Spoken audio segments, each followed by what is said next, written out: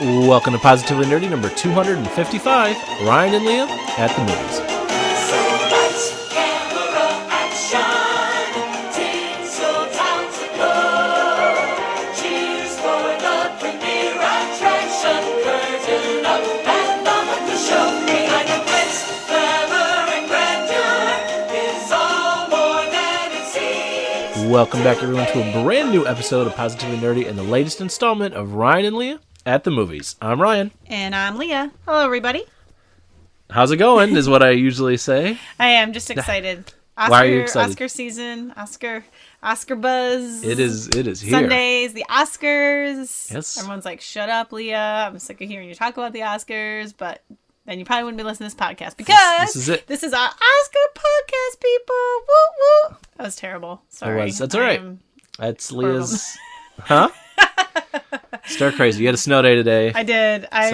We'll blame it on that. Cold yeah. day. Cold Hey, day. Yes. Yeah. Yes. Yeah, I spent the day entertaining an almost 2-year-old, so I apologize for my sad jokes. Yep. And now it's on to beer and podcasting and Good times, adult conversation. dare I say your favorite episode of the year. Yep. No, hands down, my favorite episode of the year. I love it. It's so much fun. I love talking about the Oscars. And next time I'll be talking about new potential Academy Award nominees for 2015. No, just kidding. We'll wait a little bit of time. Yes. I doubt that Jupiter Ascending is gonna be making the list. I shouldn't think Maybe so. for visual effects. What about Hot Tub Time Machine 2? Well, you never know. You don't. You And never know. obviously, this is our Oscar special. If you've been listening for a while, you know what that's all about. But we basically go through a majority of the categories. We selected 15 of them to go through, and we pick what we want to win, what we think will win, and discuss. Yes. And we're going to do that at the end of the show. But we got some news, some trailers, some of the normal things. We finally saw a movie we've been wanting to see. Yes, we have our discussion on Birdman. Woohoo! Finally. Yes. And we're going to do that stuff. I don't want to say get it out of the way, but we're gonna hit all of those before we get to the Oscars. But this episode is pretty much dedicated to the Oscars, which, as Leah said, comes out on Sunday. And if you're not listening to this within the first few days, then you can kind of listen and have that 2020 hindsight and laugh at all of our desires and or predictions. Yes. Because we do both. Because we realize that what we want and what'll happen are not the same thing. Definitely. But we'll get into that later. First up, the big news of the week, something that has me very, very, very excited as a fan of this franchise, as a fan of this director, as a fan of science fiction in general. Neill Blomkamp has confirmed via Instagram that he is directing an upcoming Alien feature film, as in Alien, the Alien. well-regarded science fiction franchise. Yes. I am insanely excited No for this. words. I mean, this is just like my mind exploded in joy when I heard this. I want to point out how excited you are as someone who has just started to dip their toe into this franchise. Because you've seen Prometheus, which half the people just got really, really upset that I even brought that movie up. But I have seen it. Yes. And you've seen Alien. So Aliens is next. Yes. And we will get to that, obviously, before this Neill Blomkamp's movie come out. We'll get you all caught up before the movie comes out, but hopefully Aliens happens sooner than later, because I've been wanting to watch it lately, too. And we'll have to do a Geek Henry Run review on it. yes, for sure. I love Neill Blomkamp as a director since I saw District 9. He's so innovative in what he's doing in science fiction. Like, I would say he is like the go-to sci-fi director right now. And taking on the Alien franchise, yeah, it's just going to be outstanding. I mean, I kind of feel the same way I felt about when, am I blanking on his name? He's directing Star Wars now. J.J. Abrams? Thank you. When J.J. Abrams took over the Star Trek franchise. I mean, he was doing so many awesome, cool things in cinema. Not quite to the same level. I was going to say two very different styles, but two pairings that immediately you go, yes. Yes. Yes. Whereas I feel like Neill Blomkamp has already given himself a name. He's already well respected in that genre. J.J. Abrams had a little bit to prove. He had done some really good work, but he lived up to the expectation. Now he is directing Star Wars. He was playing against a lot with Star Trek, too, because Star Trek was kind of dead in the water. That's true. He was admittedly more of a Star Wars fan than a Star Trek fan. Neill Blomkamp with District 9, Elysium, and upcoming Chappie. I think has already kind of solidified his sci-fi standing. You look at the first 4 Alien movies, and they are 4 very different films. Each one has a very distinct feel and a style and elements of other genres that are not present in the other 3. They each Which it will bode well for him thematically stand on their own. That's what I'm saying. He's so original He in can what he's do doing. what he wants, and it can still be an Alien Yeah, I movie. find it interesting because, I mean, in terms of sci-fi out there, he has been the innovator for me in the last, almost agree with that. decade Yeah. since District 9 came out. And But he's got a clear style, too. Right, but it's going to be really interesting to see what he takes with a franchise now. But amazing. It's whatever he does with it. Well, and I'm not as like diehard into, the Alien franchise as others. So Yes. I will be ecstatic with what he does. And I know this. He'll produce an awesome movie. And create an awesome depending on how you felt about Prometheus, good news or bad news, this is not replacing the upcoming Ridley Scott sequel to Prometheus. That is still being developed.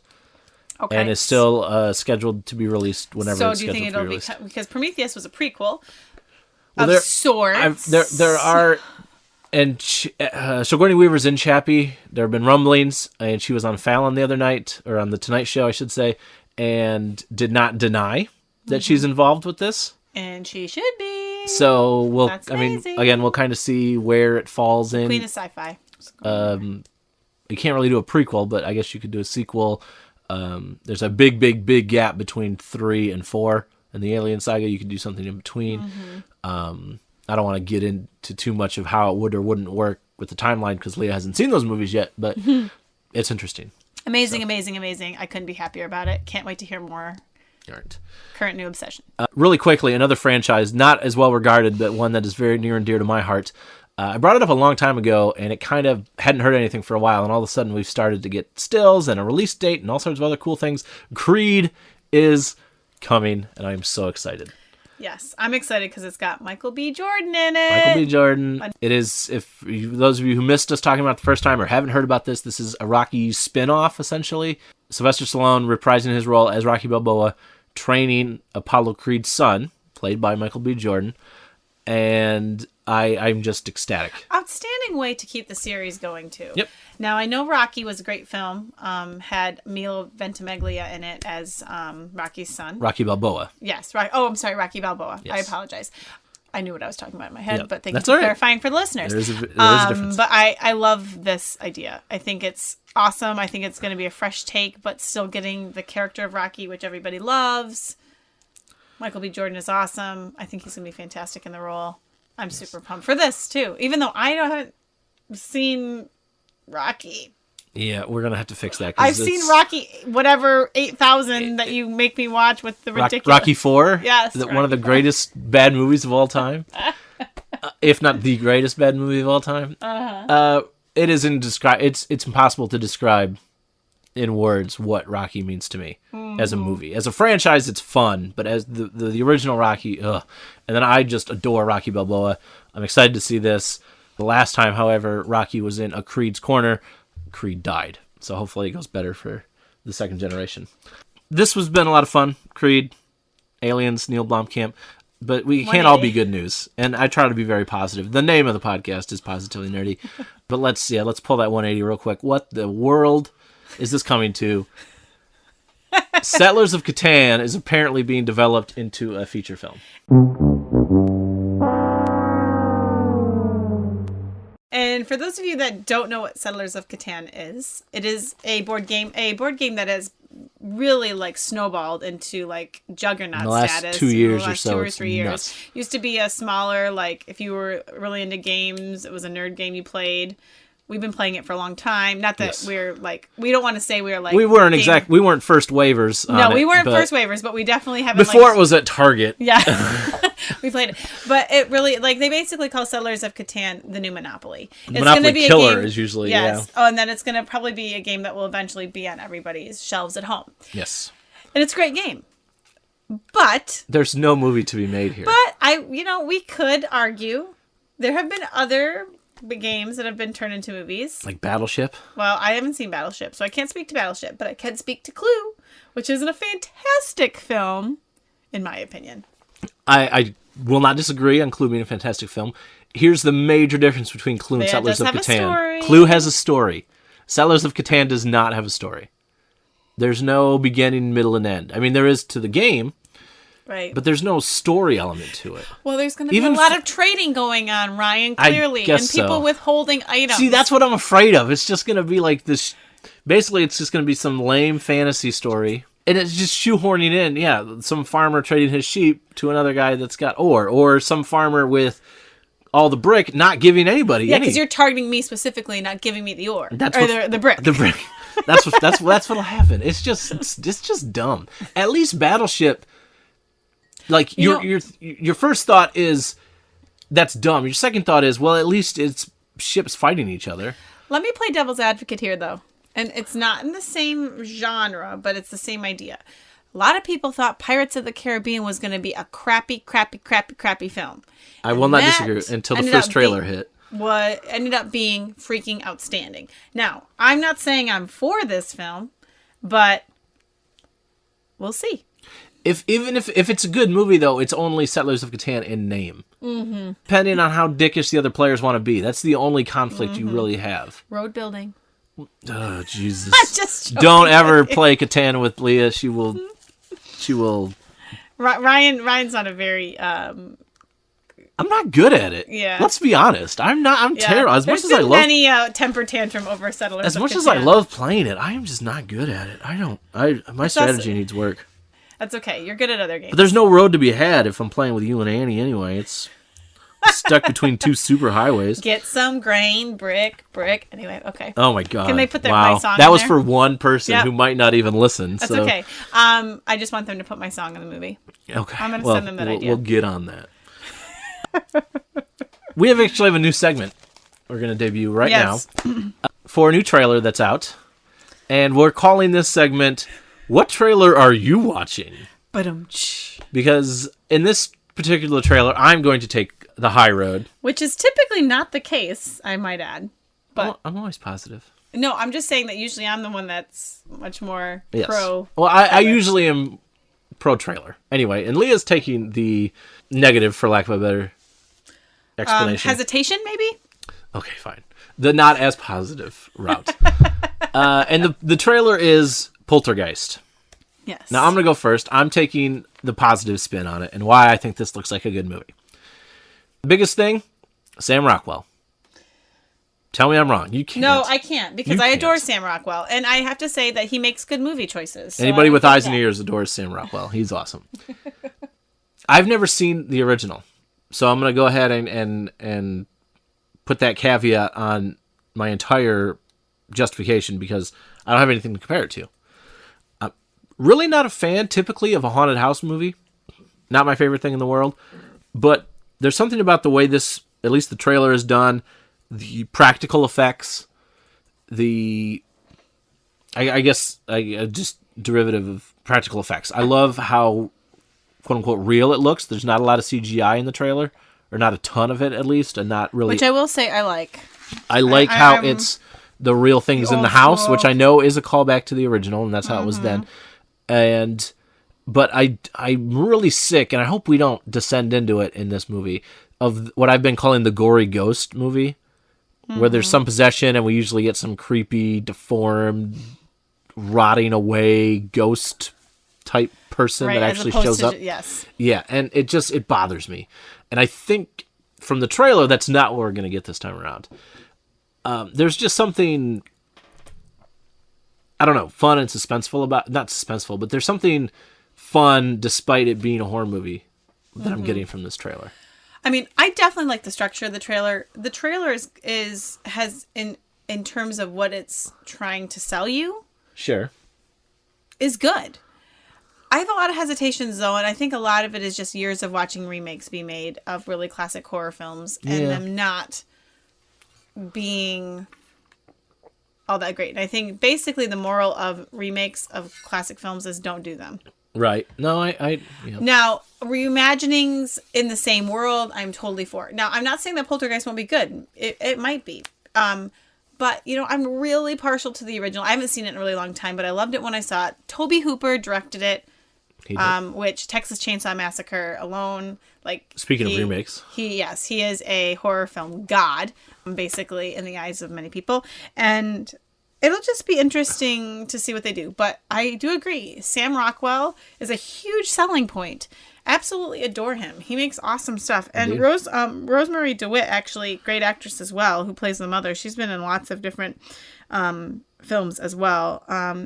A face that you recognize, but you're like, where do I know her from? Because she's not like super obvious. Yeah, she's like B-level celebrity probably.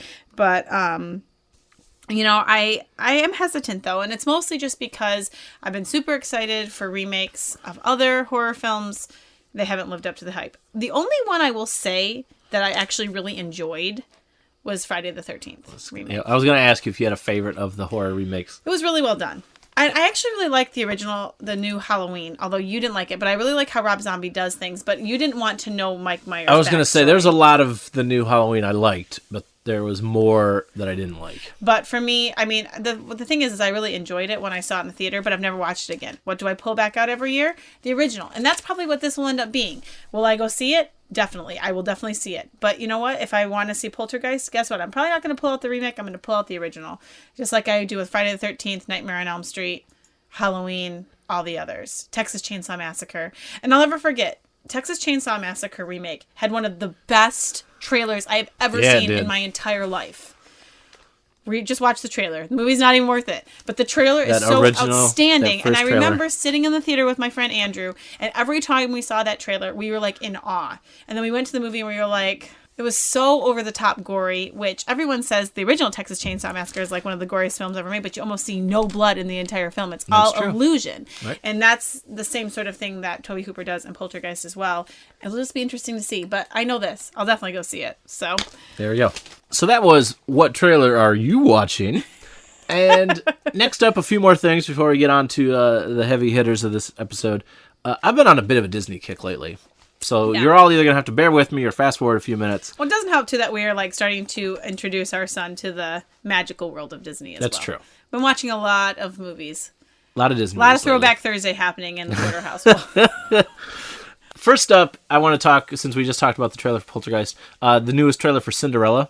Yes. I can't help it. I'm excited for this. It looks awesome. I love all the actors in it. Cate Blanchett, awesome. Rob Stark, don't even know the actor's name. Who cares? Who cares? It's Rob Stark. Girl from Downton Abbey. Who cares what her name is? She plays Cinderella. Awesome. Stellan Skarsgård is in it. Didn't know that until I saw this preview. Super pumped.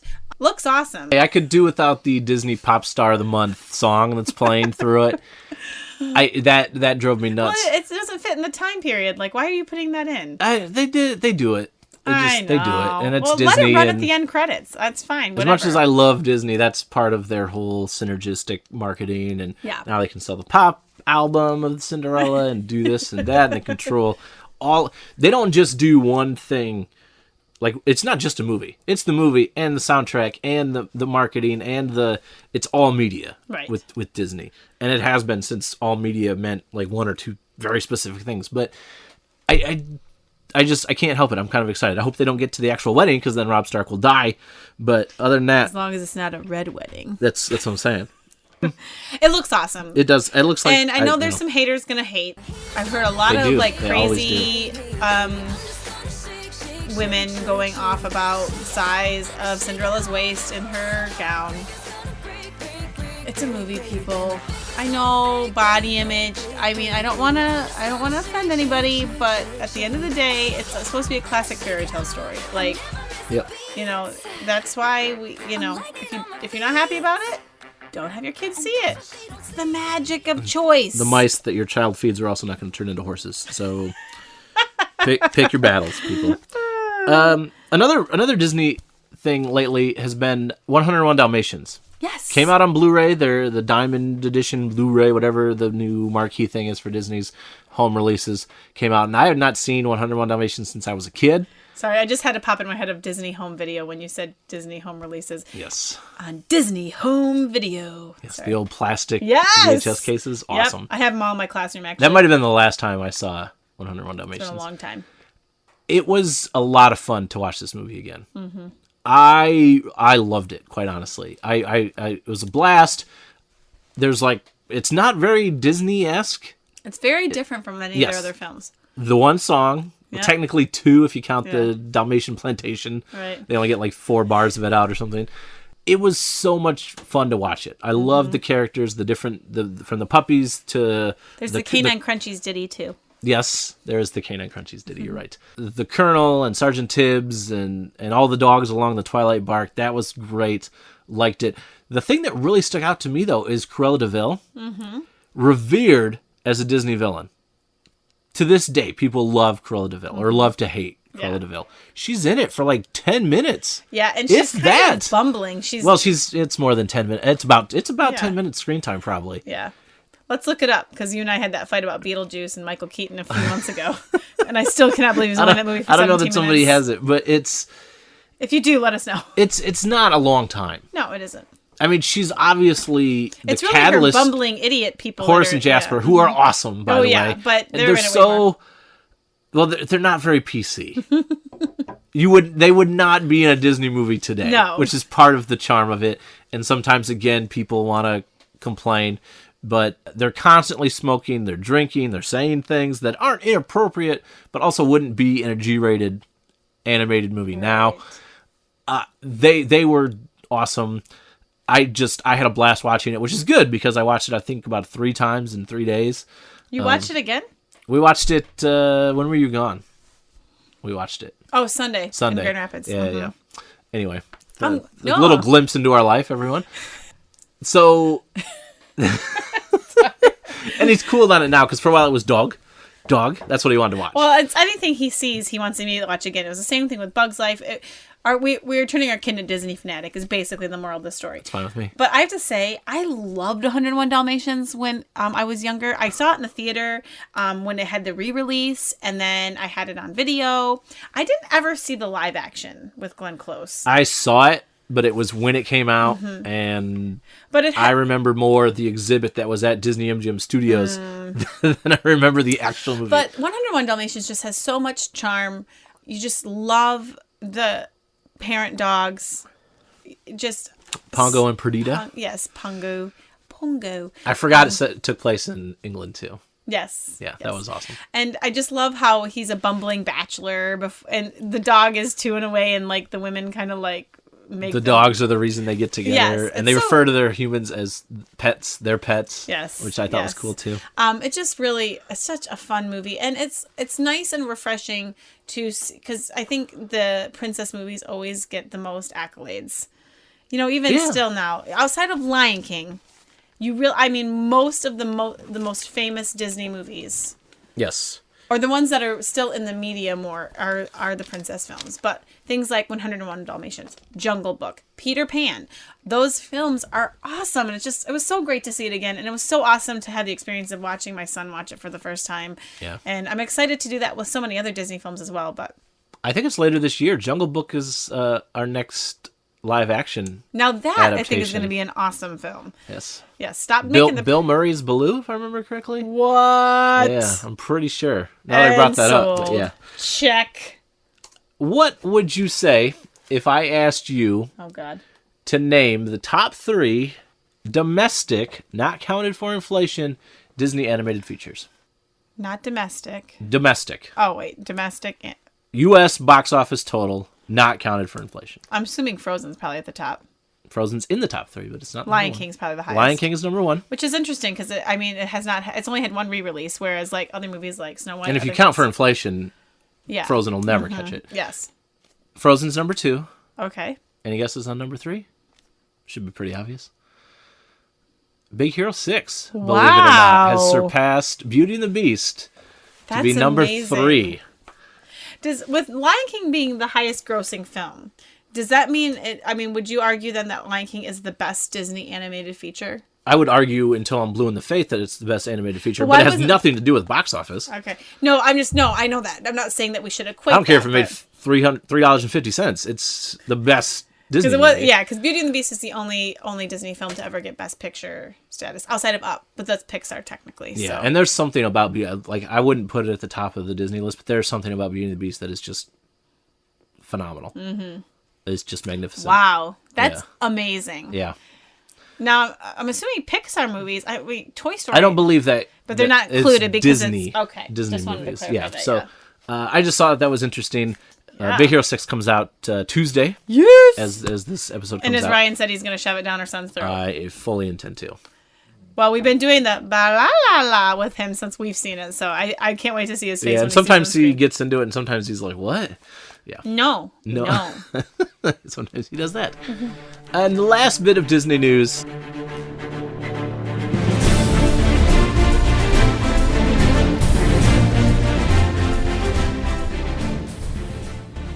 Pirates 5 has started filming. Dead Men Tell No Tales, which I love the title of because it ties right back into the ride.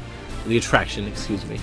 And there is no earthly reason for me to be excited about this. Right. I can think of 2.5 reasons specifically. Dead Men's Chest, On Stranger Tides, and The fourth. no. Dead Man's Chest, World's End, World's End. and Stranger Tides. World's End wasn't terrible, but it wasn't great. Dead Man's Chest was pretty awful, and On Stranger Tides was just atrocious. But for one thing, Johnny Depp. Johnny Depp, and what will be pivotal to the success, and I don't think he's involved, unfortunately, will be Jeffrey Rush as Captain Barbossa. Because I'm sorry, especially in the first one, he is right there with Johnny Depp every step of the way. Yeah, he's Barbossa amazing. is an awesome character. Jeffrey Rush does an awesome job with it. Obviously, it's Captain Jack Sparrow's show, and deservedly so, and I will watch anytime you throw Captain Jack up on screen, I'm there. Right. Despite the track record of late with these movies, I don't even care. And Fifth especially Pirates, just it'll 'cause come you out whenever it feel comes out. How I'm much there. joy it brings Johnny Depp to play Jack Sparrow. Yeah, he's showing up at like D23 expos in character, full costume, in character. Yeah, that it's doesn't happen amazing. very often. Well, and I have to say, the first film's outstanding. I'm excited to see what they're gonna do. And Orlando Bloom's coming back. Yes, he is. Yep, Keira Knightley, no. probably not. Yeah. So how are they gonna explain that? That'll be interesting to see what they do. No, it's pretty easy. 2 lines of dialogue, and we're on. She's at moving home on. with the baby. Okay, we're done. Yeah, or she died, or she came to her senses and told Will Turner to take a walk off the plank or something. I don't know. It's just as fine. Johnny Depp can come back to it all the time because he makes these movies. He is Captain Jack Sparrow. Without him, they couldn't make him. Keira Knightley has moved on. Orlando bigger- Bloom has not. Yep. And he went back to the Lord of the Rings movies. So, Yes. sorry, dude. But, yeah. I'm Stop glad you living punched out Justin Bieber in a nightclub. But other than that, Stop living out your late 90s, early 2000 franchise acting dreams and find something else. he's never going to have a role where he can wear jeans. That's No, he did. Well, yeah, but Yes. nobody cared. Yes. I'm not gonna lie. I really love Orlando Bloom. I had a Legolas cardboard cutout in my room for some years. Anyways, that was a weird aside, but That was a weird side. Let's talk about Birdman. Whew. Finally. months in the making. We had to wait for well, we did wait. We didn't have to, I guess, but we did wait for the Blu-ray release. Yes, because we didn't really have a choice. It finally did appear in some of our movie theaters, but at terrible times in which we could not see it. But thankfully, it came out before Oscars. I ran out and bought it on Tuesday. We watched it last night in preparation for this podcast, and I want to hear your feelings on it. It was awesome. I've been thinking all day. I'm like, I need to come up with a better way to describe it on the podcast, but it felt real. Like it felt And fantastical at the same time. there's something really no, I just mean there's something like really voyeuristic about it. Okay. Like you felt like you were in the scene. in at the moment. scene Mm-hmm. because it's all one shot. I mean, obviously there's cheats and But cuts. it was amazing how it was filmed. And I didn't even realize it until probably 15 minutes into the movie that it had all been one shot. Mm-hmm. And again, there's cuts, there's cheats, and that's fine. I'm not trying to focus on that, but that's the way it's done. You follow a character to the next character, and the conversation either changes abruptly or flows with that transition. It was so immersive, I guess. And there are these fantastical elements, and through most of the movie, you're not sure if it's real or not. And then there's Right. this Or thing at the mind. end, and I should probably throw out the spoiler alert here before we Oh, go yes. too much further.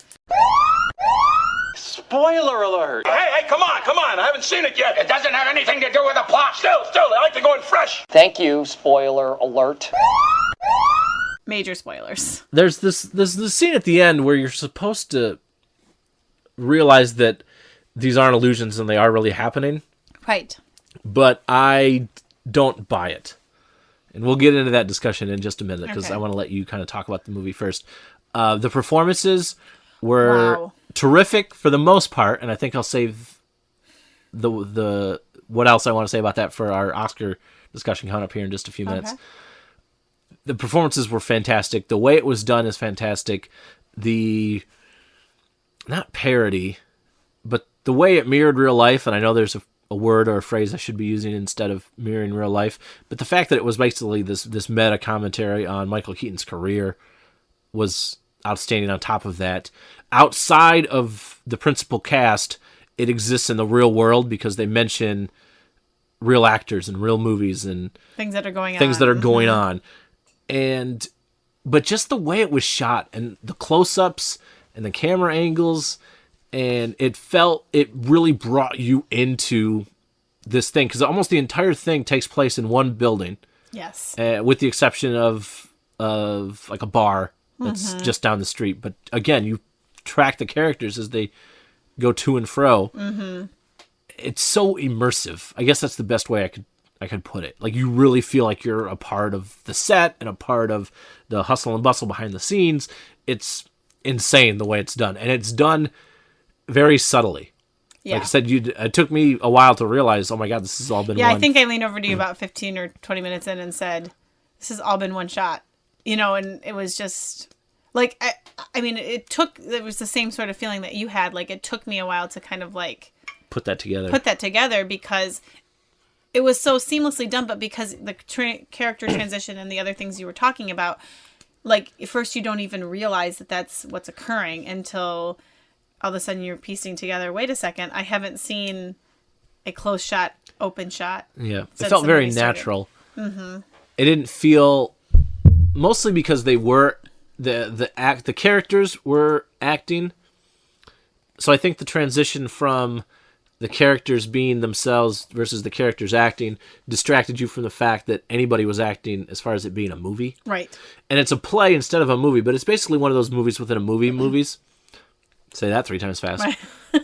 And I love those. Yes. Like anything from this to Singing in the Rain to Tropic Thunder, anything that's a movie within a movie, I eat that up. Mm-hmm. Love it. And this is a play instead, but it's the same, It has the same idea. And there are,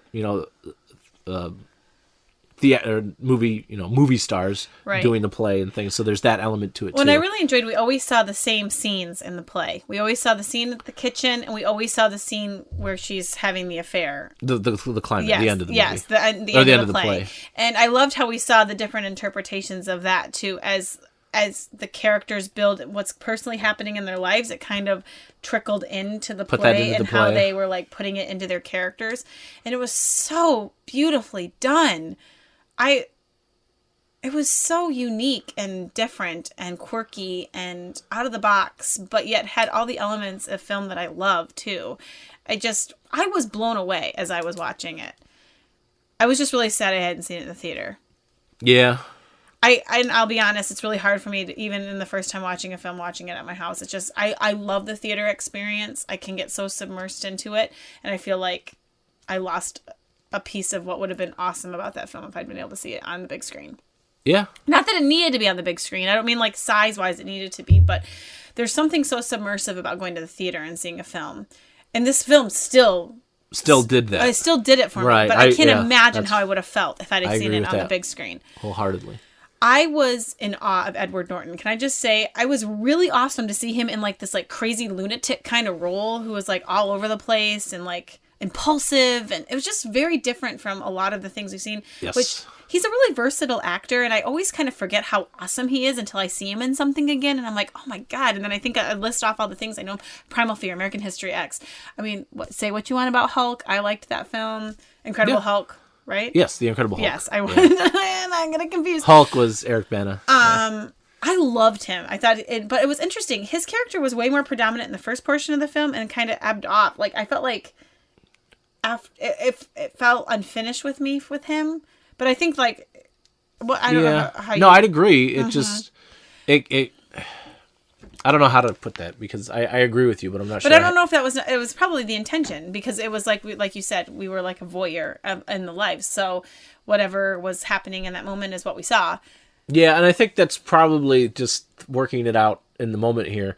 That's probably intentional because he kind of comes in like this force of nature, Right. but then fades away. Yeah. And you get the impression because he knows Naomi Watts' character previously that that's what he does. I was going to say He shows up like a force of nature and disrupts everything, and then right, and maybe that was like a commentary on his career too, or his character himself. Because I think so. yes, Which was awesome. Michael Keaton. Man alive. Wow, I just have to say that it brought me such amazing, great joy, and it's been so awesome during this whole award season to see him back because I love Michael Keaton. Who doesn't? No, but No, he's, I know, he's basically fallen off the face of the earth. I mean, he was in Random Movie with Katie Holmes, where he was the president of the United States. I'm trying to blank. It was so, oh my God, it was so bad. It was so horrible. I'm going to look it up. It was pre-Tom Cruise. That's the last thing I can even think of that I saw him in, and I happened just to catch it on HBO. And now he got the opportunity to do this movie. And that is what Hollywood or the business is. It's like, you never know when it's going to turn. And now he's probably going to be on like the top list sought after actors again, which he was in the RoboCop remake last year too. okay, I didn't see that, but you know, they're doing a Beetlejuice remake. They are doing and I already Beetlejuice looked. again, I looked on his upcoming projects. He already has several projects already lined up. It's so awesome that this movie launched his career for like a second generation, because we all know him as Beetlejuice, Batman, but for the new generation, they're probably going to label him first as as Birdman. He's Birdman. Yeah. Amazing. Yeah. And it was just the progression of his character too, and the desperation of wanting to reclaim his career and the costs of his career personally. And I think more the demise of his career and what it cost him personally. It was just really beautifully done in how the story was told. We don't see it. It's all in what we see these broken relationships in his life. Yeah. And it was just really powerful. Really powerful. All right. So the ending. Okay. What do you think happened at the end? What's literally what I think happened? Yes. Well, it's hard to say. Did he jump or was he flying away? He killed himself. Yeah. That's what I'm pretty sure he killed himself. But she was, do you think that That was still her reaction. right? But she was looking down instead of looking up. Yes. Yeah. My idea is that he jumped too, but that in her mind, either that or she was like had a delusional moment that she saw him fly away. Okay, Birdman. I would take it as in that's what it was the symbology, to use a Boondock Saints quote. That's the symbology of it. It was she's happy and he's free of But, all of his yes. demons. Yes. So I just didn't know. I figured it was that clear cut, and you were going to be right there with me on that one, but I didn't know if I was going way out. In either. my heart of hearts, because of the fantastical elements, I wanted to believe like he grew wings and flew out the window, but he was so tormented. And all those fantastical elements. And even though he did this beautiful performance of this play and everybody loved it, it was not going to succeed because of this crazy critic lady that was like had its demise in her heart. And, But didn't she write the review? Oh, yes, but yes. Yeah. You're right. And I think it was... He did see that too. I'm You're sorry. right. Yep, you're right. It was realizing that he put everything into this play, And he had nothing left to give. more just to fix his life, and then realized that this wasn't going to fix my life. Or he meant to kill himself at the end of the play, And it didn't work. and it didn't work, and he still decided he needed to kill himself. So, all right. That was Birdman. One thing I wanted to mention, which we did not get to, was the score. Oh, okay. All drums. Plays throughout almost the entire thing. I don't know if you say you almost never realized. I don't. We need to rewatch it. I didn't notice it until it was in the end credits. Okay. Because So they say drum score by whatever. it's through the entire film. Okay. Well, I need to watch And it I have again. to say, at times, it almost distracted me, which tells me that I'm paying attention way more to the music than you are. I can't. I don't know what it is And about I my think brain. it's I don't know if it's like meant to be like to create tension. You know what I mean? Because it's not typical score, or to give the movie rhythm. Yeah. Yeah, you'll have to watch it again with score ears Jeez. on. But yes, and I'm curious what other people thought about that, because it was... You know what I'm going to have to do? I'm going to have it on and not be paying attention to it. And you'll hear it? Because then I'll hear it better. Your other senses tune in when you're not visually looking at it? If you're listening to it, That's true. But you're not really watching it, you're definitely more attuned to that. That's or at least definitely true. I certainly am. Yes. All right. Loved it. So glad I finally got to see it. Before we get to the Oscars, yes, it is time for Leah's cinematic consultation.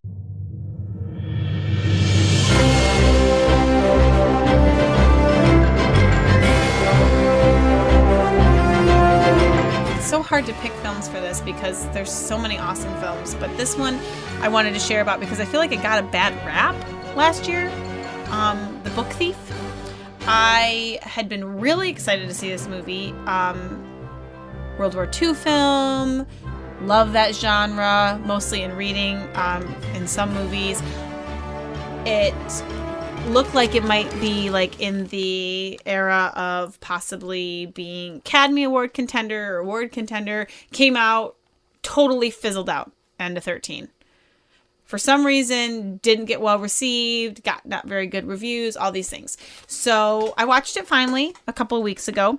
And the movie takes place in Germany. It's actually focused in Germany, which typically, I mean, like the movies I watch about World War II where people end up in Germany, but it's actually about German citizens. And it's about a little girl named Sophie who goes to live with a very poor German couple because for some reason her mother is forced to give her away along with her brother, but her brother actually dies before they get to the home that she's going to be living in. Okay. And it's because her mother's a communist. The Germans take her kids away, and we don't ever know what happens to the mother. I have a theory. Yeah, there's probably many theories. Yes. Probably one very clear theory. Yes. But we don't actually find out in the film for sure. Yeah. So as she begins to get acclimated in her new home, her new parents take in a young Jewish man to hide in their basement. Okay. Because they're sweeping now and starting to take Jews away and things like that. And really interesting because she's just moved into this home. They don't know her very well. She doesn't know them very well. And then all of a sudden this young adult man is living in the basement of their home. Well, she starts to develop a relationship with them, with him, and the story kind of builds. I do feel like the middle kind of fell a little bit where I feel like the book would have really developed their relationship so much more. But we get to see kind of both sides, like the hiding of the Jews, the struggle of the German citizens, some that go full on into the Nazi party while others fight silently, while others just comply because they don't feel like they have a choice. And I really found that part of the story of the movie really interesting because it's not something I've seen explored a lot in cinema. We see the Germans only as the Nazis of World War II, but they had many, many citizens that were not affiliated with all the atrocities that happened. So it's called The Book Thief because she ends up, the Germans make everyone burn the books. She ends up stealing books from this really affluent home. Like she climbs in and their window and goes in their library and takes books as she's learning to read. The film for me, I felt was a really great story. I felt like it probably only gave a fraction of the depth and heart of the story that you probably would have found in the book. And maybe that's why it wasn't as well received. But I still really enjoyed the film. It had a lot of really high points. And I thought the film had a lot of heart as well, but it culminated in a very crazy ending that I did not anticipate. But I really thought it was definitely worth a watch, especially if you like period pieces or movies about the war. It just had a different perspective on it. Not as graphic, I guess, maybe as many war films are, but a really interesting take on the perspective of German citizens. And I really enjoyed it, and I hope that you check it out. Awesome. Alrighty. All right, and finally, we're here. It's Oscar time. Do we want to start at the bottom of our sheet and work our way to the top? Yeah, we definitely need. So let's start with visual effects. All right, and everybody's going to tune out after this one because this is the only category that has movies people care about. Actually, real quick, our friend Annie sent us an article a while back about fixing the Oscars. Mm-hmm. And it had to do with the presentation and how to do this and how to do that. Not discrediting Annie for sending it to us. And not discounting the ideas, because I thought some of them were valid. Nothing is going to change about the popularity of the Oscars until you change what gets nominated. Right. That's bottom line.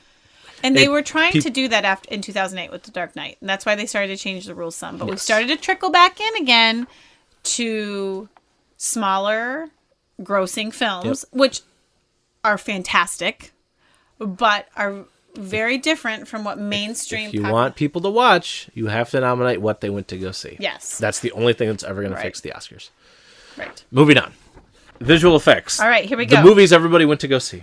Captain America, Dawn of the Planet of the Apes, Guardians of the Galaxy, Interstellar, and X-Men Days of Future Past. Ryan, what do you want to win? I was going to say, let's remind everybody we pick what we want to win and what we think will win. Yes, you first. What I want to win is Dawn of the Planet of the Apes. We've talked about it ad nauseum. It's brilliant. It's fantastic. I really went between both, and it was between that and Interstellar, and I went with Interstellar. All right. Just because I thought it was the best movie of the year, and I thought its visual effects were a big part of that. Interstellar is what I think is going to win. And that's what I also labeled. Although I have to say, it was really hard for me to mark, because I was torn between Dawn and that. Because I will be outraged. But knowing the Academy, it's going to be Interstellar. But just thinking about the planet alone with the water, I was thinking about those scenes. It wasn't fantastic. Although, well, we've gone on about Planet of the Apes films. Yes. Yes! The visual effects for them. It's not that it's not deserving. No. All these movies are deserving. Yes, I would agree with that. Costume design. Okay. Grand Budapest Hotel. Inherent Vice. Into the Woods. Maleficent. And Mr. Turner. Well, I don't even know what Mr. Turner is, so whatever about that film. Amen to that. I picked Grand Budapest Hotel for costume design. I felt like I was torn a little bit between that and Into the Woods, but I still felt like Grand Budapest Hotel, just in scope, really variety, transition, all those pieces I really, really enjoyed. I put that as what I wanted and what I think will win. So that was both for you. Yes. I thought about Into the Woods, but the more I thought about it, outside of The Wolf, I didn't think there was anything really Oscar-worthy about costume design? About costumes for Into the Woods. So what I want to win is Maleficent, because not a lot was great about that movie, but visually it was stunning. Not a visual effects Oscar visually, but there was a lot of cool things done with the costumes in that movie. What I think will win is Grand Budapest Hotel. Yes, because it is the Oscar. Typically, if only one film that has been nominated for many awards is in a category, more often than not it wins. Yes. It's not always the case, but it is often the case. Yes. Next Moving up. on to hair and makeup. Only 3 in this category. Foxcatcher, Grand Budapest Hotel, and Guardians of the Galaxy. Ryan? Surprise, surprise. What I want to win is Guardians of the Galaxy. Yes. Just because it's Guardians of the Galaxy. Not necessarily because it's more or less. What I think is going to win is Steve Carell's nose. I don't know. Which is crap if it does win, because that's all that's in that movie in that category is making Steve Carell look like the guy he's playing. I can't remember his name. I would have to disagree with you on that. I don't think that Foxcatcher will win. Good. I want to be wrong. I think Guardians, I picked it as I want, and I think it will. I think that Academy of Voters still would have to agree that the hair and makeup in Guardians of the Galaxy was hands down some of the best. There was a lot of CG in Guardians, but there's a lot of, like, Drax is practical. Most of Yondu is practical. Gamora is practical. It kind of goes back and forth with Nebula. But I mean, there's a lot of reasons to pick Guardians. I just, again, couldn't know the Academy pretty well. Watched a lot of Oscar specials in my time. They're gonna crap all over Guardians of the Galaxy. I'd be more likely to see Grand Budapest Hotel win than I would see. Well, yeah, but it's not going to be Guardians. We'll see. All right. I hope I'm right. Original. Suck it, Trebek. Well, shout out to the SNL 40. Okay. Original score, Ryan. Original score. Wait. Oh, I'm sorry. Yep. It doesn't matter. Okay. Original score. Grand Budapest Hotel, The Imitation Game, Interstellar, Mr. Turner, and The Theory of Everything. Now, I will go ahead real quick. As we discussed with Birdman, I never noticed these things. I abstained from this category. One thing I thought was interesting about this category is Alexander Desplat, I am slaughtering his name, is actually nominated for 2 movies, Imitation Game and Grand Budapest Hotel.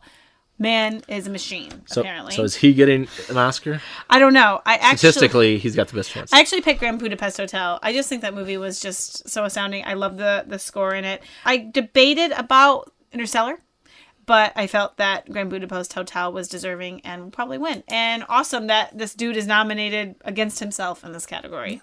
Now, I don't know.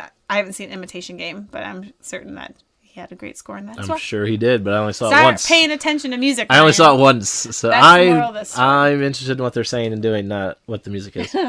Original song. All right, we have Everything is Awesome from the Lego movie, Glory from Selma, which is actually written by John Legend and Common, just because I know those might be names that you know. Grateful from Beyond the Lights, which I hadn't even heard of. I had to actually listen to it tonight before our podcast. I'm Not Gonna Miss You, written by Glenn Campbell, who is now deceased, and Lost Stars from Begin Again. Okay. I didn't know Glenn Campbell was deceased, so you might as well give him the Oscar right now, because that's what the research, That's what the Ryan. Academy does. I actually thought to myself, I should listen to these before we record. I didn't. Everything is Awesome is what I want to win. I don't even care. What's gonna win is Glory, because Selma is gonna get rear-ended in every other category Sunday night, and they'll throw them a bone with the original song. I was actually reading a little bit about this and category. it'll bring they said John Legend very close to EGOTing, I believe. Yes. And he is deserved. Oh my God, that man's a musical genius. But I digress. They're actually Bring him saying on to that this Boardwalk- might be the biggest question mark category because so many people are TO'd that the Lego Movie wasn't nominated for animated feature, that they're going to nominate or vote for Everything is Awesome to give Lego Movie some sort of award. Okay. I agree that Glenn Campbell is probably a good front runner because he's deceased and he's just he was an awesome musician. What the Academy does. But I'm still voting, and my choice is Selma, Glory. The song is amazing. After the movie was done, when I saw it in the theater, they played that song at the end, and it is so powerful and so moving and so beautiful. It is deservedly... It deserves to win. I think it's the best song of the 5, which is hard for me to say because Lost Stars was a song I was so obsessed with. I've listened to it probably 500 times. That's the Begin Again one? Yes, it's sung by Maroon 5. I absolutely adore that song. I think it's beautiful. I also think Ed Sheeran was robbed in this category because of his song from The Fault in Our Stars. Oh, okay. Beautiful, beautiful song. But Selma all the way for me. Glory. Beautiful, beautiful song. I wouldn't be unhappy to see Everything is Awesome to win. And Glenn Campbell either because I love Are they doing posthumous performances Oscars. again this year? Yes, Adam Levine is performing. I know that because I follow him on Facebook. Good for you. You're like best friends. We are. Here's my obvious prediction. Selma wins. Right. John Legend is an Emmy away from EGOTing. He shows up on season 2 of Empire Bam! and gets his Emmy award. Oh my God. Yep. And then he'll be the coolest EGOTer ever. Although Whoopi Goldberg Cooler is than awesome. Whoopi? I was going to say, but Come yeah, on now. Whoopi is an EGOTer as well. Whoopi is an EGOTer. Yes, as is Rita Moreno. Okay, animated short. Live action short, we didn't see any of them. Documentary, long and short, we didn't see any of them. We Sad. apologize. We're terrible. How can we have an Oscar special if we haven't seen all these movies? We have jobs and a 2-year-old, and it's just not possible. And believe me, there would be nothing that would make me happier in my heart than to see all those documentaries, and I hope I get to see them one day. But unfortunately, we live in a world they're not very easily accessible. And The Winter Soldier isn't going to rewatch itself. I'm sorry. It's just not. That's Ryan's opinion. Okay, here we go. Animated short. So unfortunately, I'll read off because I think it's worth. Read them off, but let's just. I'm looking for the category. Okay, The Big Picture, The Dam Keeper, DAM. So I'm assuming it's about beavers. Feast, Me and My Moulton, A Single Life. Ryan? Feast is the only one I saw. Me too. Let's just love Fest on Feast for a second. It was adorable. It was awesome. It was wonderful. Pulled at your heartstrings, It was- made you laugh, made you cry. Yes, it was minimalistic in its Yes. approach. It was very subtle, but very obvious all at the same time. I just love the perspective from the dog, Yes. especially being a pet owner. I don't see how anyone that doesn't have a pet didn't fall in love with how that was structured. Yes. So I hope awesome. it wins. Yep. But there we I'm go. sure the other ones are great too. But we haven't seen them. Start putting them in front of films. That's what they need to start doing. They need to start putting all animated shorts that are made in front of films. I would love that. That would be the best thing ever. Cinema people that own movie theaters that listen to our podcast. I'm sure there's Right. not one of Yes. them. Okay, All right. moving on. Now we're moving on to cinematography. Cinematography, Ryan. Birdman. The Grand Budapest Hotel, Ida, Mr. Turner, again, I don't know who this Mr. Turner guy is. He keeps showing up. And Unbroken's lone at nomination. Yes, which it did have beautiful cinematography, I might add. For cinematography, I picked Grand Budapest Hotel as what I wanted to win and what I think will win. Although it was really hard to go between that and Birdman, I have to say, because Birdman was so interestingly done. But I still picked Grand Budapest Hotel because it was just so beautiful. I actually just scribbled off my think will win on Grand Budapest Hotel, and I've decided that want and think was Birdman. After we talked about it. Yeah, the more we talked about it, I was like, yep, it's just the way it was done. The problem is like cinematography on Grand Budapest is awesome. That's what I was gonna say. Trying to compare those two films, and that's what's always and so two hard. Very different styles. And the way they're stylized and done, it's really hard, and that's part of it. I think, and that's where I feel like in the Academy Awards, it's almost in the nomination, not the win. The camera never stops moving in Birdman. It almost never moves in Grand Budapest Hotel. It's almost all static shots. Right, which is so not how you like. That's not the Movies feeling aren't you made that get, way but anyway. it's amazing. So we'll see, Birdman or Grand Budapest, who will win. We need to keep this list because we should have a little Oscar wager because we have a lot of different things. We do. Yes. Animated film. All right, here we go. Animated film: Big Hero 6, The Box Trolls, How to Train Your Dragon 2, Song of the Sea, The Tale of Princess Kaguya, and the Lego Movie. Yeah. No, unfortunately not. No, everything is not awesome. Everything is not awesome. Ryan. All right, this is okay. Here, first of all, I've only seen 2 of the 5, so I probably should have abstained from this one as well. But what I think will win is How to Train Your Dragon 2 because the Academy hates Disney. It's pretty well established, and I'm gonna go ahead and surprise some people. What I want to win is actually the Box Trolls, and I think we'll talk about this later. Sometimes you need to reward the effort. And as much as I love Big Hero 6, and I do, and quite honestly, I probably like it more than I like Box Trolls. But what went into making Box Trolls is just phenomenal. And it was a good movie on top of it. A lot of heart, really fun, and it's just I think it deserves the award Should more we than be Big Hero purchasing 6. that for our son? I think he'd like it. It's definitely fast paced enough for him. Right. There's not a lot of again. There's plenty of heart, but there's not a lot of slow moments. So I think he'd get into it.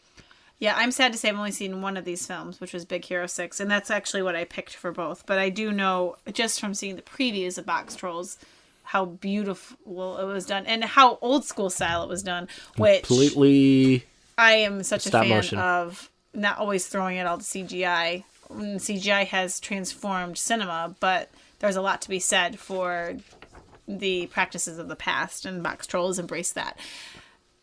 But I really hope that Big Hero 6 wins because I just loved it. And I thought it was so out of the box for Disney and what they do. And it just had so much heart, laughter, tears. It ran the whole spectrum of emotion. And I would really love to see it win. If you don't believe me that the Academy hates Disney, Walt Disney Studios is the only major studio without a Best Picture Oscar. Well, Not to say that they've had a ton of Movies. potentials, but come on now. They don't need their Best Picture Oscar. Well, who knows? Maybe they'll get it with the new Star Wars film. Who knows? Maybe Star Wars will be nominated for Best Picture next year. Don't even mess with me you like never- that. Ryan, Don't do it. The original Star Wars was nominated for Best Picture. Yeah, I know it was, but it was a different time. All right, continue. Adapted screenplay. American Sniper, Imitation Game, Inherent Vice. That movie looks so awesome, but I didn't see it. Theory of Everything, and Whiplash. All right, I only saw one of these, and that was Intimidation Game, and I really liked it.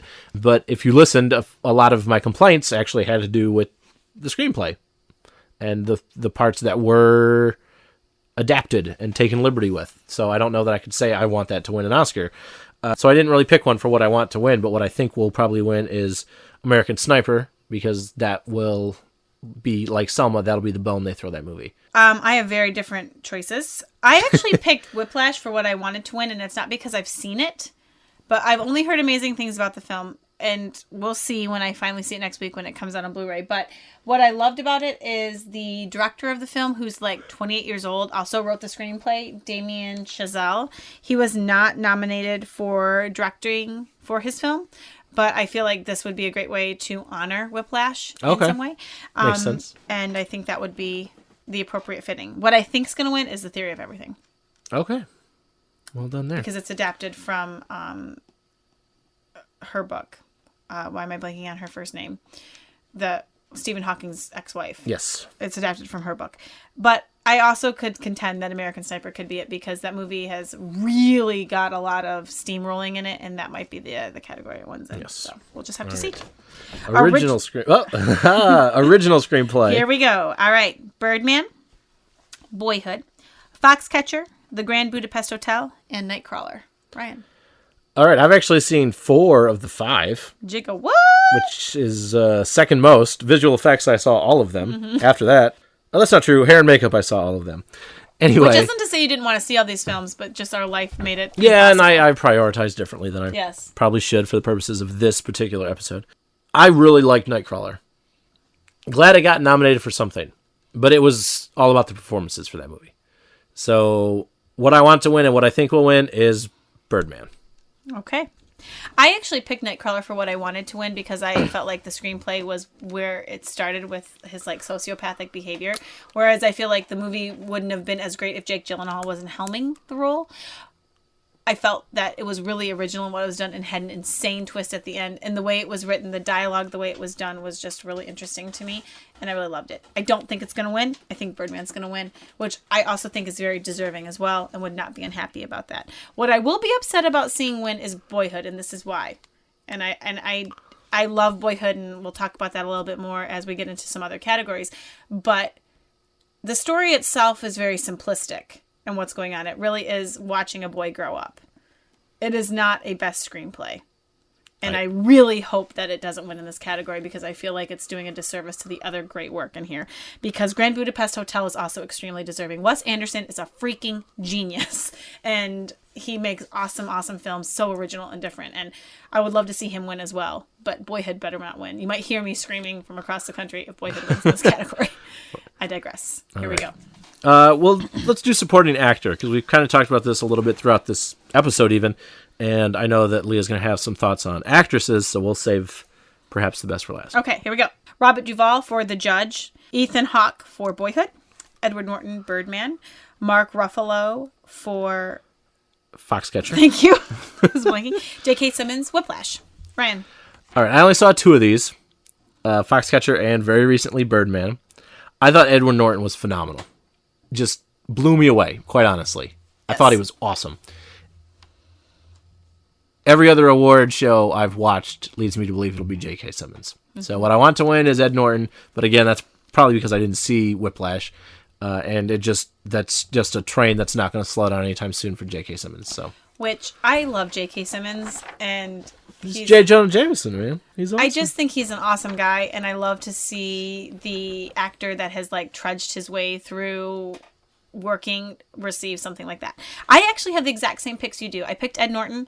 I just thought he was so outlandish in Birdman, so awesome. I think it would have been his year if not for J.K. Simmons. I might say something different after I see Whiplash. If I had thought that, and I'm sure that he is deserving. I absolutely adore J.K. Simmons, and I will not be sad at all. He's the closer's boss. How can right, you exactly. hate him? Yeah. And I absolutely love the closer. And he's also in oh my gosh, Farmers Insurance commercials. No, with Michael Cera and Ellen Page. Juno. He's the father in Juno. But I will be very happy to see him win. But I have to say, Edward Norton really just an insanely awesome performance, and he's been nominated so many times. He's such a diverse actor. It would be awesome to see him win, but it's probably not going to happen. All right, actors. Appropriate enough. Steve Carell, Foxcatcher. Bradley Cooper, acting. Bradley Cooper, American Sniper. Benedict Cumberbatch, The Imitation Game. Michael Keaton, Birdman, and Eddie Redmayne, The Theory of Everything. Leah, lay it on me. Well, I have to say, else. who I want to win would be Jake Gyllenhaal for Nightcrawler. But he is not nominated in this category, so I had to pick somebody else. So if I picked from these 5 actors who I wanted to win, hands down it would be Michael Keaton. 1, he's fantastic in the movie. 2, I love an awesome comeback story, and his is that of this year. And I think it's going to relaunch his career, and I can't wait to see what's to come. So if he doesn't get it this year, which it's a really tight race, but I don't think he's going to get it. I think he's going to edge out, or Eddie Redmayne's going to edge him out. For Theory of Everything. Oh, snap. All right. But I still think Michael Keaton's more deserving. Not that Eddie Redmayne gave it an amazing performance, but Oscar does love their real life portrayals. I know, and that's why I cannot believe David Oyelowo wasn't nominated either. And a shout out to him as well, because Selma would not have been the movie it was without him, and it really is a travesty and a crime that he wasn't nominated too. Yeah. But I still, Jake Gyllenhaal, even though his character is so abysmally horrible, was the best performance I saw this year. Period. There it is. Ryan? Laying it out there. Michael Keaton for both. I think he'll win. I want him to win. He's awesome. I saw statistics actually online about, or through Entertainment Weekly, about different roles, and basically the SAG Awards are like the greatest indicator. Like 90% of people that win that Best Actor SAG Award go on to win the And Oscar. Eddie Redmayne won that, He didn't he? But that's not always the case. No. So we'll just have to wait and see. That's why they play the game, so to speak. Yes. Supporting actresses. Here we go. Patricia Arquette, Boyhood. Laura Dern, Wild. Keira Knightley, The Imitation Game. Emma Stone, Birdman. And Meryl Streep, Into the Woods. All right. I saw 3 of these. Imitation Game, Keira Knightley, Into the Woods with Meryl Streep, and Birdman with Emma Stone. And I've got to speak some truth here right now. Here we go. I didn't pick a winner based on the 3 movies I saw. Okay. I thought Emma Stone was outacted, overshadowed, whatever you want to call it, magnificently in Birdman. I would totally agree with that. I love cannot her. believe she got nominated for that role. I absolutely love her as an actress. I question the same thing. Does not take away anything from, again, like you said, still, if nothing else, has the best lip sync battle on the Tonight Show of all time. Well, I think it must have been that where she yells at her dad. That's the only scene I ever see when they clip her. Oh, when she's chewing him Yes. out. Yeah. Yeah, that you don't matter because you don't. Like this one that we see her, and that's the only That's it. like major arc of her character. Nothing else screams that she should be nominated. For an Even Oscar. not Not that I not- don't love Emma Stone, and I think she's Right. not deserving in other ways. But and not to for this discredit film. Emma Watts, but her much smaller part. Oh, She's not nominated. Naomi Watts. Sorry, Yes. what did I say? I mean Emma Watts. Oh, She was far better in this film. yes, that's what I'm saying. And I just didn't get the Emma Stone nomination. I wondered when you didn't talk about her at all. If we had the same I sentiment. didn't get, like, just her in the movie in general. Take away the nominations. It was like it was like the middle schooler got thrown out with the varsity squad. Like, she just was outdone in every way, shape, and form in that movie. I don't think she held her own with some powerhouse performances the way she should have. And unfortunately, she's going up against, in the movie, Ed Norton and Michael Keaton most of the time. And we've been raving about them this entire second half of this episode. She is the lackluster counterpart of that, which it is just didn't- crazy for you to say because you love Emma Stone. I do. I love Emma Stone. She's so great in so many of the things she does. but- Even Jordan lost a couple games. You know, it's Right. not Well, nobody and- bats 1,000. Okay, so I had a tie actually. And I for- think Patricia Arquette will win, which I never got to because again, award show season. she has not lost anything. Yes, exactly. Okay.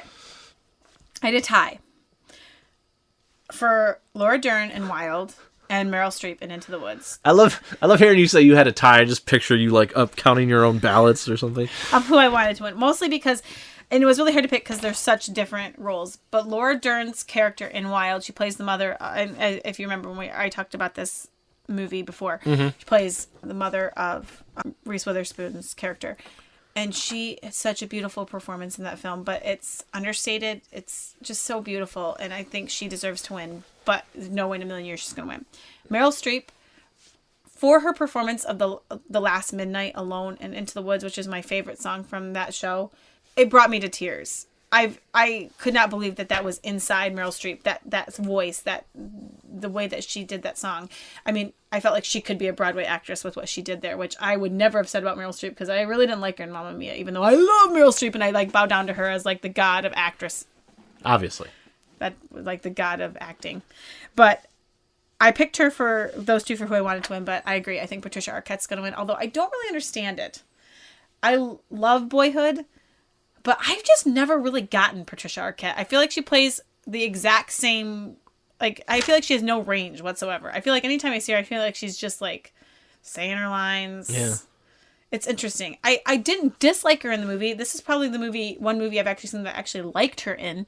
But I just don't get why we're all bowing down to Patricia Arquette for this film. Because I think Boyhood is deserving, but in other ways.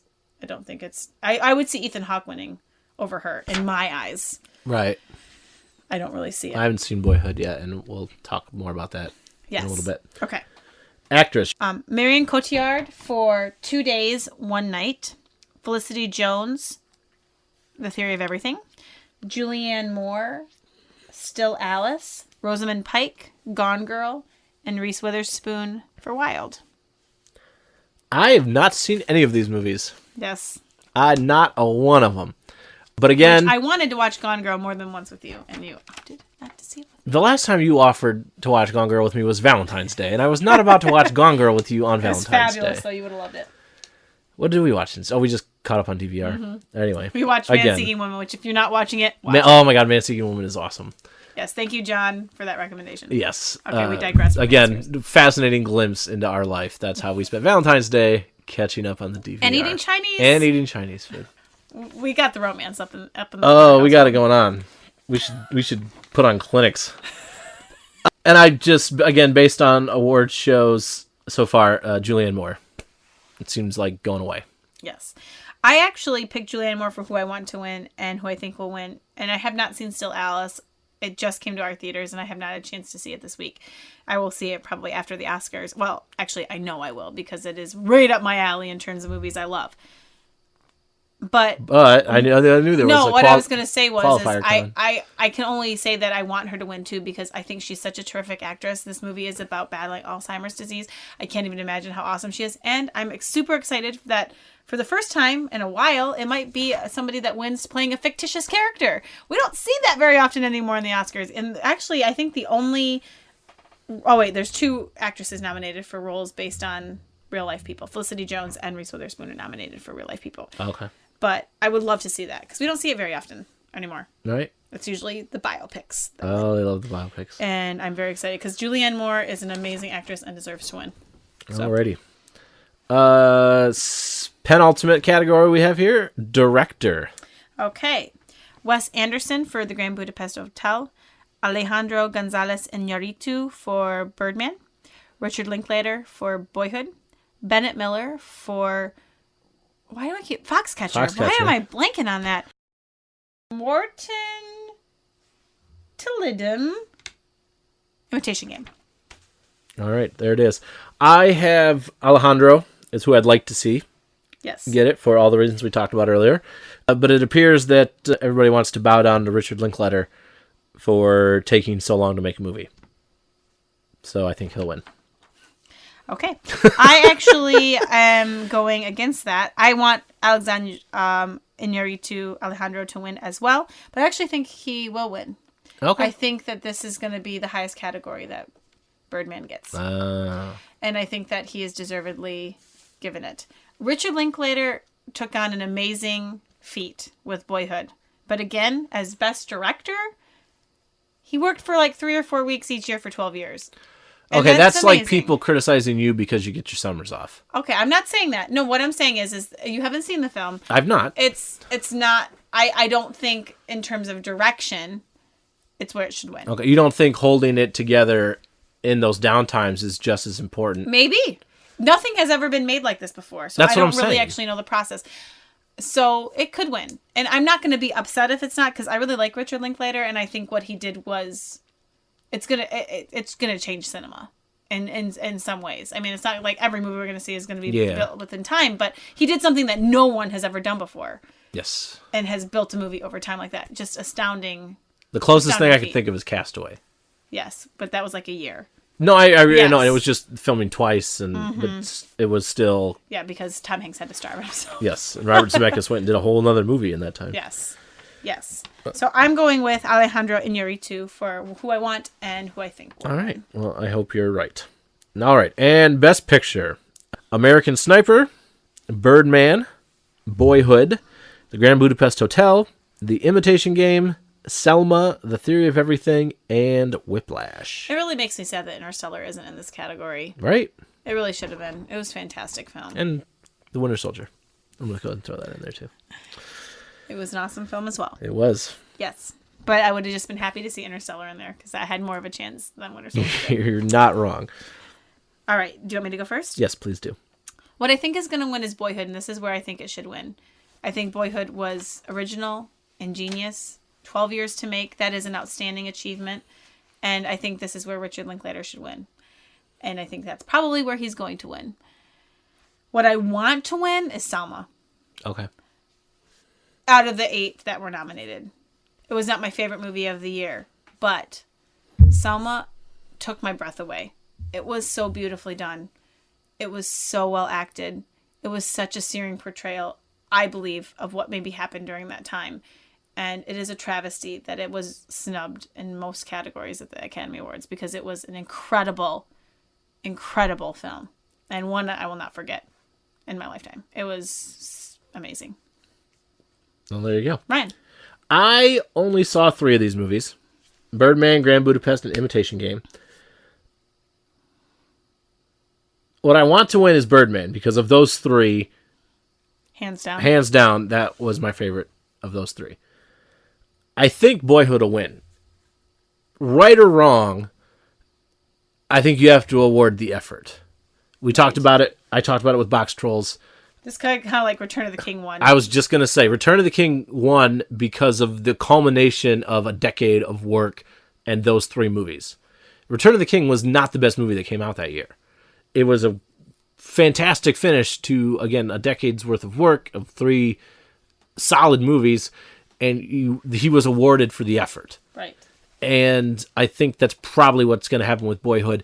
The hype on this movie and the everything has pushed me to almost not even wanting to see it. Yeah. Like it's so built up on both sides that I don't even care. I just want to just remove myself from it altogether. Which makes me sad because I really think it's really worthwhile to see. I probably will still see it at some point, but it's just there's no motivation. I have no desire to see it. I have heard many people call it boring, and I find that interesting in the fact that it really portrays what I feel is real life. It's not trying to be what it's not. You know, it's not trying. I mean, like people wanted like more action to happen or something crazy or whatever, but it's really about what it's like for a boy to grow up from prepubescence and, you know, like early childhood to graduating from high school. And that's exactly what they show you. And it's just so interesting in how it's done. I loved it when I saw it. And I won't be unhappy that it wins. I just had to shout out for Selma because I was just so blown away by that film and it had so little love. And there are going to be a lot of people upset when American Sniper does not win. Oh, yeah. Because American Sniper is the highest grossing film on this list now. Okay. By far. It's had Makes sense. It's made a lot of money compared to the other films. Yep. You know, we're hitting, you know, somewhere between the 30 to 50 million mark. That's what I mean. Yeah. Well, that's what I mean. Some of the visual effects by themselves grossed more than most of the movies in the best category combined. Yes. Mm-hmm. So, yeah. Oh, well. We'll see you on Sunday night. Yes, I was going to say, that is our Oscar predictions and things. It's a little late in the game for anyone to kind of share with us your predictions, but if you are an early bird and you do listen to it, send us our way. Otherwise, just enjoy, see if we were right, see if we were wrong. Play along at home. I'd like to say that we were going to be live tweeting the Oscars, but the reality, well, they start at 8:30, so we might be able to start on time. If we are, I will be live tweeting Oscar. Well, there you go. Yes, at Army Half Day if you're interested in following. I will probably, well, if it depends on something outlandish. Yeah, happens. it depends on what happens. I'm not going to purposely do it, but if something happens, if Ellen asked me to retweet a selfie again, I probably will. Ellen's not hosting. I know she's not hosting. I did see The Rock is presenting, though. That's weird. Yeah. That's crazy. Whatever. Anyway, that was our Oscar special. Hope you enjoyed it. We always have a ton of fun with it. Yes. We will be back, as we always are, in 2 weeks. In the meantime, if you'd like to get a hold of us, you can email us, Ryan@PositivelyNerdy.com or Leah@PositivelyNerdy.com. Leah just dropped her Twitter handle a minute ago. It is @ArmyHalfDay. Some Arrested Development love there, yes, for those that don't know. I am @PositivelyNerdy. If you didn't already know, you can also comment over on PositivelyNerdy.com, which is, at the moment, pretty much just the home to this here podcast, but we'll videos, see. random videos. Oh, there are some videos going up too, some unboxings. Another special shout out to Mike Lacey, who sent me a very wonderful package. And if you want to find out what it was, go watch the video. It was incredible. You should check There it out. might not be adjectives in the English language to describe the generosity of one Mike Lacey. So thank you so much, Mike. It's incredible. And Yeah. if you want to see what I'm talking about and why I'm so looking excited, at it right now, people. you are, because as promised, it's on my desk. It was fantastic. Please let us know what you'd like to hear on the show, what you do or don't like about the show. Any feedback is, of course, welcome. We read all the emails. We respond to everything, and we would sincerely appreciate it. Another thing we would appreciate is a rating and a review over on iTunes. Yes. Help spread the word about the podcast. The more ratings, the more reviews, the more people see it, the more people discover it, the more people start listening, and that would be really, really fun. In the very, very near future, hopefully by the next episode, I'm going to start bribing people to leave a rating and review. Wow. I'll be doing some giveaways, and if you leave one between now and then, you will be included in the running. So Yeah, we should have who is the first one? Early bird should always get something. early bird gets the worm. So if you feel so inclined, if you enjoy the show, please leave a rating and review over on iTunes. We love it. And you also have the opportunity for a movie-related prize in the very near future. I will have details on the next I'm episode. intrigued. Leah had no idea. I want the movie related prize. Leah had no idea I was about to say that. Can I write a review for us? I'm just kidding. Yeah, actually, you should. If you have an iTunes account, you Yes, should I write a review All for right, us. I will. We thank you for listening, and we will see you again here in 2 weeks. And until next time, celebrate movies, celebrate your fans.